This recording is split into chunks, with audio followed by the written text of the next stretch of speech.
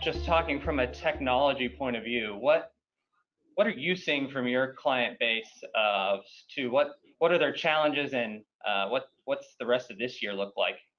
Yeah, that's a good, it is a good segue into it. And thank you, Brian, for inviting me to be on this panel. So I would say from our customers, when I talk to our customers, typically I find two things to be true. One is they spent a lot of the early part of March scrambling technologically. They were trying to figure out what to do and actually get things solved quickly, because the world as it existed one day was a completely different world the next day. And so ultimately that scramble produced a lot of things that they just had to band-aid and duct tape to get working in certain ways.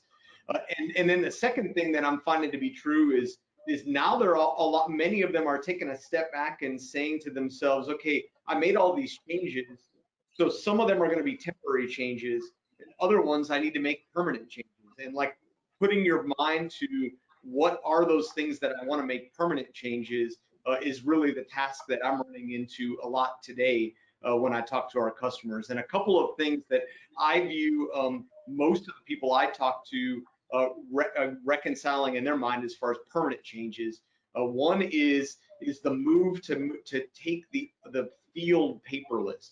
And it kind of goes to what Jennifer is saying. You know, almost every contractor I know that wasn't already paperless, what they most struggled with was the information that the office needed that the field had. It was hard to get from point A to point B when they were first trying to do this. And so they got something working, but now what can they do permanently? What's a permanent change in there? So that's kind of number one. The second thing that I see as a trend that is going to stick is the push to the cloud. So the cloud computing, getting information on the cloud, getting access on the cloud used to be a nicety a few months ago. It's pretty much a necessity now, and most people are viewing that as a necessity going forward as well.